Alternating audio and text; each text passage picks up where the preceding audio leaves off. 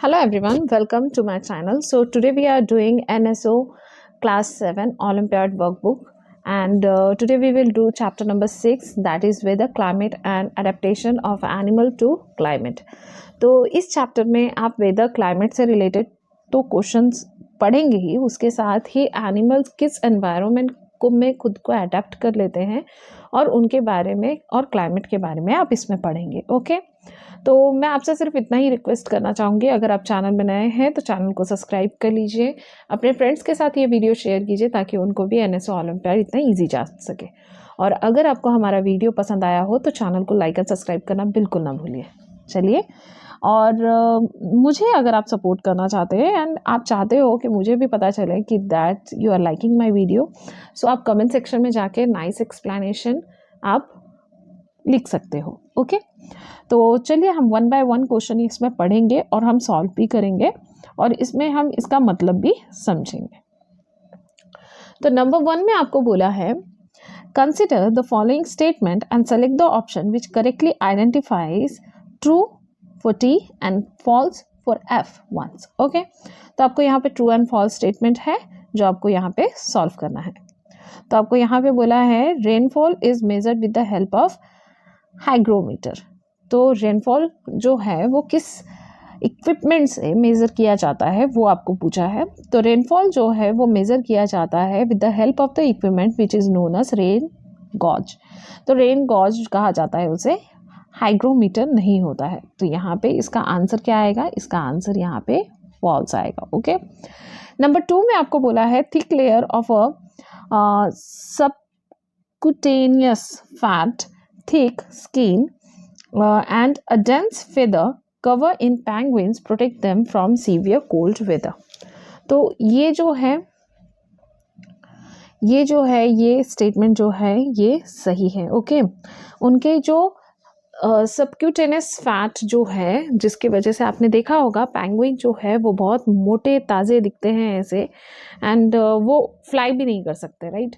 तो उनका जो फैट है जिसके वजह से उनको जो इस वेदर कंडीशन में रहते हैं उस वेदर कंडीशन में वो सर्वाइव कर पाते हैं उस फैट की वजह से. ओके, तो ये स्टेटमेंट जो है ये ट्रू होगा. ओके, नाउ आपको क्वेश्चन ऑप्शन 3 में बोला है polar bear have a large ears that help them in the conservation of heat. तो कंजर्वेशन ऑफ हीट के लिए यहाँ पे जो दिया हुआ है ये स्टेटमेंट गलत है. पोलर बियर का आपने अगर पोलर बियर देखा होगा तो उसके स्मॉल ईयर्स होते हैं जिसकी वजह से हीट लॉस जो है उनके बॉडी से कम होता है. तो ये स्टेटमेंट फॉल्स है, तो यहाँ पे मैं फॉल्स लिख देती हूँ. ओके, अब आपको नंबर 4 में बोला है as we move higher up from the sea level temperature become lower. जैसे जैसे आप सी लेवल से ऊपर जाएंगे तो आपका जो टेम्परेचर है, मतलब आपका टेम्परेचर नहीं, टेम्परेचर जो है वातावरण का वो लोअर होते जाएगा, बिकम अज लोअर. तो ये स्टेटमेंट सही है, तो it will be a true. Okay, तो यहाँ पे देखिए कौन सा है फॉल्स ट्रू वाला ऑप्शन कौन सा है. तो ऑप्शन नंबर बी जो है ये इसका करेक्ट स्टेटमेंट है, तो मैं यहाँ पे टिक मार्क कर देती हूँ. चलिए क्वेश्चन नंबर 2 देख लेते हैं. क्वेश्चन नंबर 2 में बोला है which of the following adaptation of a polar bear are meant for hunting prey and getting protection from predator. तो कौन सा एडेप्टेशन है पोलर बियर का जो उसे हंटिंग करने में हेल्प करता है और एंड गेटिंग प्रोटेक्शन भी मिलता है उसे प्रेडिएटर से, मतलब जिनसे वो हंट हो सकता है. ओके, तो वाइट फेदर, तो यहाँ पे दिया हुआ है, यहाँ पे आपको क्या बोलना है एडेप्टेशन का एडेप्टेशन बताना है. और polar bear are not meant for hunting, जो उसके हंटिंग के लिए नहीं है. Okay, white colour of the fur are meant for hunting. Okay, are meant for white colour की वजह से वो क्या होता है कॉमिफ्लेज हो जाता है. जैसे आपके ये होते हैं मीन्स वातावरण के साथ जो उसका कलर है वो घुल मिल जाता है, राइट. ह्यूज टीथ भी. White and a large pause, तो ये गलत है, उसके वाइट एंड लार्ज पॉज नहीं होते हैं. पैर के बारे में बताया जा रहा है, पंजा. नाउ यहाँ पे नंबर 4 में बोला है टू थिक लेयर ऑफ फर, ये भी सही है, उसकी वजह से उसको प्रोटेक्शन एंड प्रेडिएटर्स हंटिंग से बचने का हाँ हाँ म्हणजे प्रेडिएटर से बचने का मौका मिल जाता है और हंटिंग से भी। अब वो उस वातावरण में सर्वाइव कर पाता है because of the too thick layer of a fur. Okay, यहाँ पे टू थिक है, ओके टू लिखा हुआ है TWO2, मुझे लगा TO2 है, तो नहीं ये गलत है।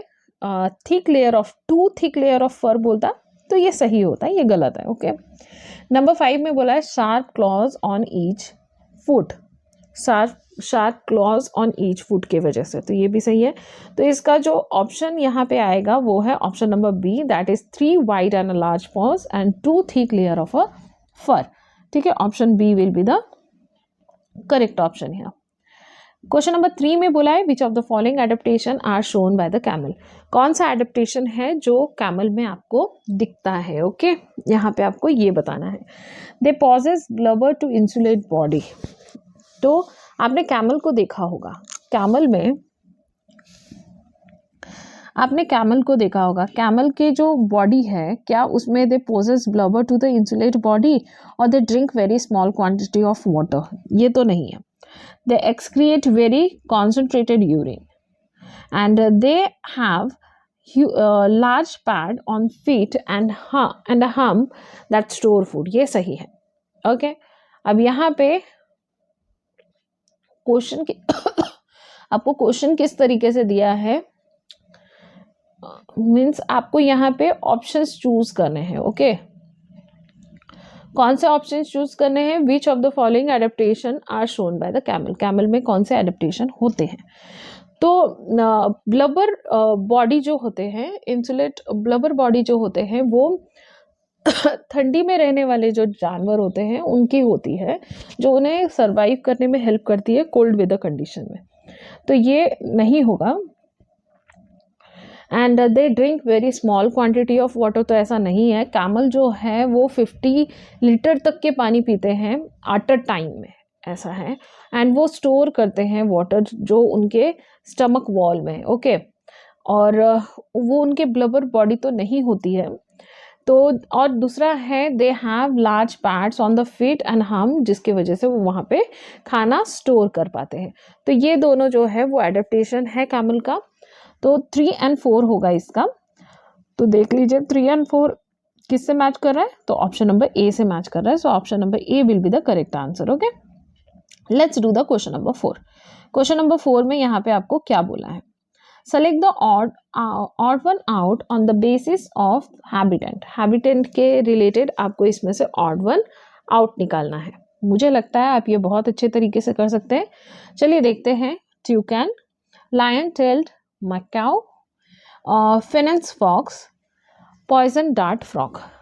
तो यहाँ पे ऑड वन आउट कौन सा होगा, तो इसका ऑड वन आउट होगा fennec fox, because toucan, long tailed macaw and poison dart frog जो है ये ट्रॉपिकल रेन फॉरेस्ट में मिलते हैं।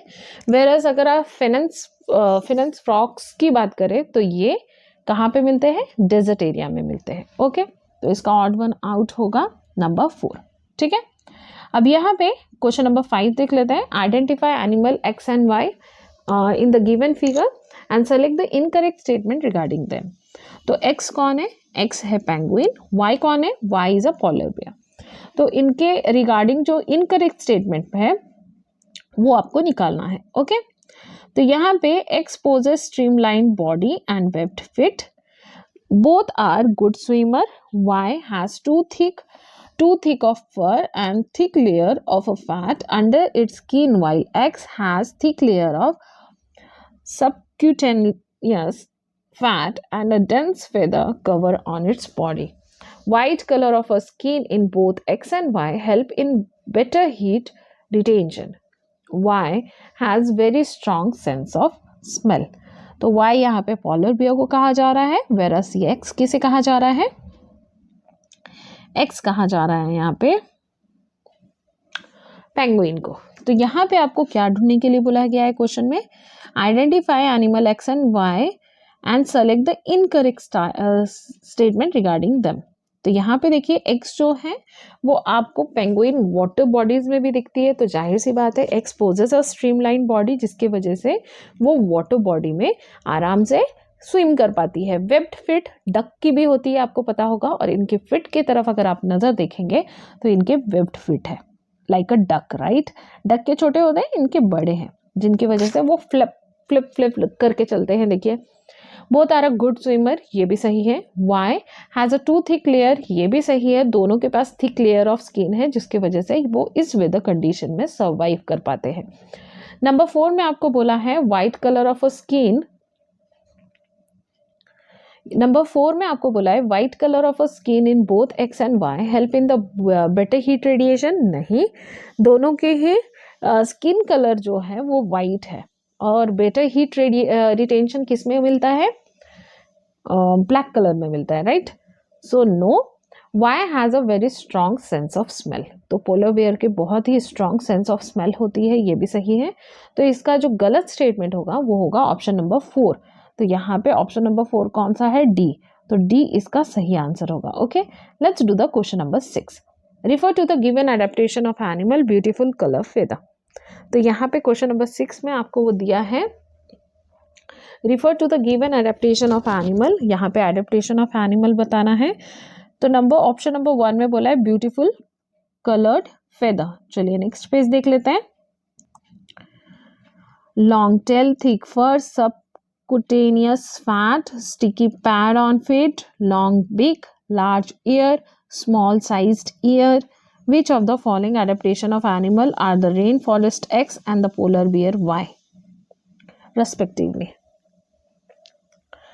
तो यहाँ पे देखिए रेन फॉरेस्ट को X बोला गया है and Y is a polar bear. तो पोलर बेयर का हम देख लेते हैं। पोलर बेयर के थिक फर है। नंबर 3, पोलर बेयर के सबकुटेनियस फैट है, जो हमने आगे के क्वेश्चन में भी पढ़े हैं अभी। एंड पोलर बेयर के स्मॉल साइज्ड ईयर है। ठीक है, ये तीनों पोलर बेयर के हैं। ठीक है, number 3, number 4 and number 7।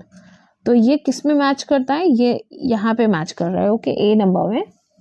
And जितने हैं 1 2 5 6 7, तो ये for a rain forest animal में मैच हो रहे हैं। तो this is the correct answer. Okay, now question number 7 देख लेते हैं। Identify the relationship as shown in the given box and select the option that show the same relationship. Penguin and kangaroo rat. तो यहाँ पे आपको reindeer and क्या, चलो, तो आपको यहाँ पे अगर आप देखेंगे पेंगुइन और रेनडियर जो है वो पोलर एनिमल है, वेरस कंगारू रैट जो है वो एक डेजर्ट एनिमल है। तो सिमिलरली हमें यहाँ पे कोई एक ऐसा एनिमल लेना पड़ेगा जो डेजर्ट एनिमल होना चाहिए, राइट। तो penguin, kangaroo rat, reindeer,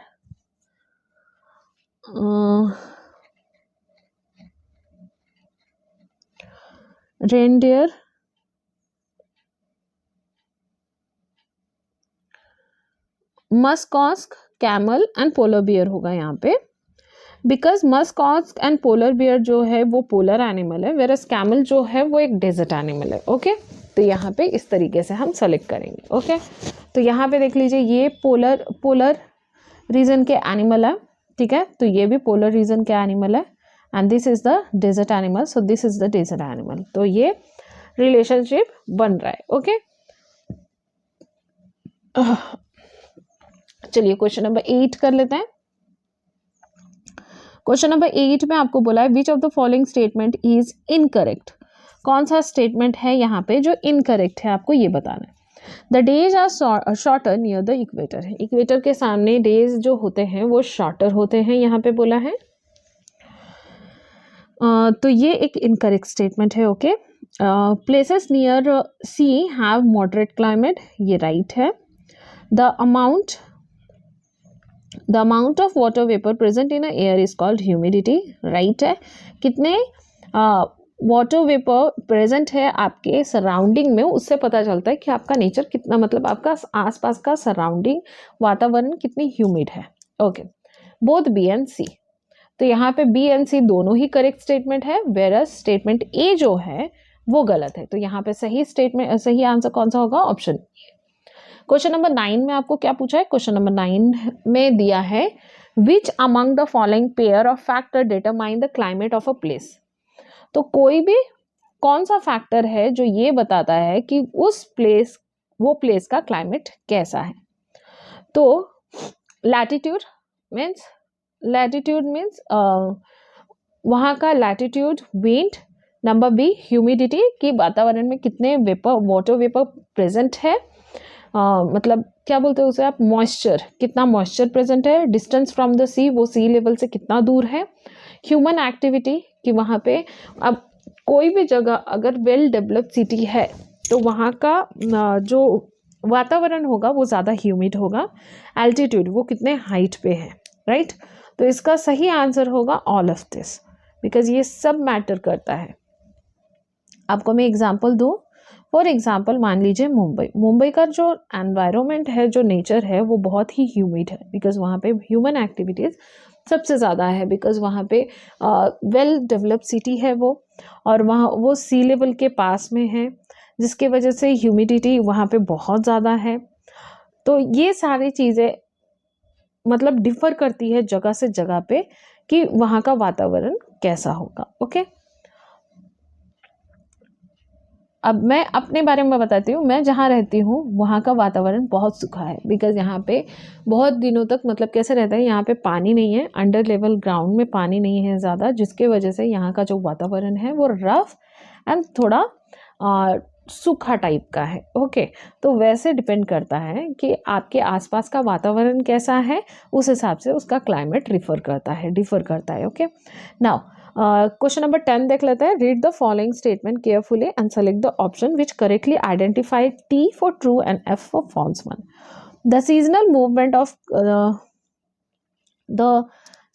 movement of a complete population of animal from one area to another is termed as migration. तो सीजनल मूवमेंट जब होती है लोगों का, पॉपुलेशन ऑफ एनिमल्स का एक जगह से दूसरे जगह पे, उसे हम माइग्रेशन कहते हैं क्या? तो आप बताइए, उसे आप माइग्रेशन कहते हैं क्या? तो अगर तो उसका सही आंसर क्या होगा? ट्रू। ओके, उसे हम माइग्रेशन कहते हैं। माइग्रेशन का मतलब ही होता है कि एक जगह से दूसरी जगह वक्त से वक्त लोग जब माइग्रेट करते हैं तो उसे हम माइग्रेशन कहते हैं। तो उसका सही आंसर होगा ट्रू।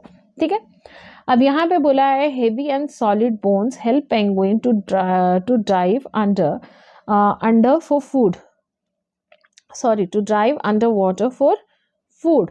तो ये ट्रू स्टेटमेंट है, उनकी जो सॉलिड बोन्स होती है जिसके वजह से वो ड्राइव कर पाते हैं under the water for food. तो ये सही है, तो मैं ट्रू लिख देती हूँ।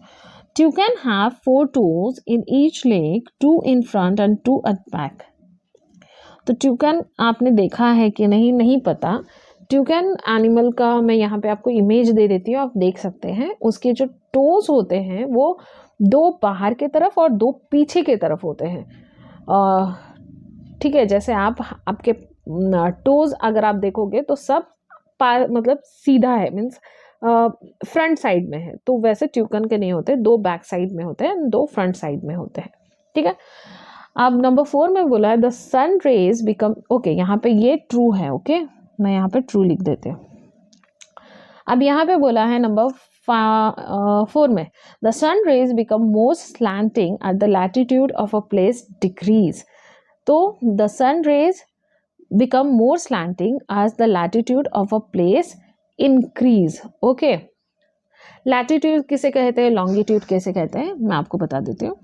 लैटिट्यूड मीन्स इस तरीके से, लॉन्गिट्यूड लॉन्ग मीन्स लंबा, लॉन्गिट्यूड तो इस तरीके से। यह हमारा अर्थ है, ठीक है, यह हमारा अर्थ है। मान लीजिए आपको नहीं लग रहा अर्थ है, लेकिन मुझे भी नहीं लग रहा ये अर्थ है। तो अब यहाँ पे क्वेश्चन आपको क्या पूछा है, द सन रेज स्लाइंटिंग हो जाती है as the latitude of a place in decrease। जब प्लेस डिक्रीज हो जाता है सन के पास, तो उसके जो सनरेज है वो स्लैंटिंग हो जाती है। नहीं, जब वो सन से दूर रहता है, जब लैटिट्यूड में रहता है, इंक्रीज हो जाती है वो प्लेस के, तो उसके सनरेज जो है वहाँ पे स्लैंटिंग पड़ती है। ओके, तो ये इसका सही आंसर होगा। होप सो आपको ये समझ में आया होगा। अगर आप चैनल में नए हैं, फिर से बोलूँगी चैनल को सब्सक्राइब कर लीजिए और ऐसे ही हमारे साथ बने रहिए। यहाँ पे मैं फॉल्स लिख देती हूँ। तो इसका सही आंसर कौन सा होगा आप मुझे वो कमेंट सेक्शन में बताइए। ABC D मैं इसे ऐसे ही छोड़ती हूँ, मैंने सॉल्व तो करवा दिया है, आपको सिर्फ इसका आंसर बताना है। तो कमेंट सेक्शन में ज़रूर बताइए, इससे पता चलेगा आप कितना ज़्यादा फोकस कर रहे हो इस चीज़ के ऊपर। तब तक के लिए हमारे चैनल पे बने रहिए। Stay tune and bye.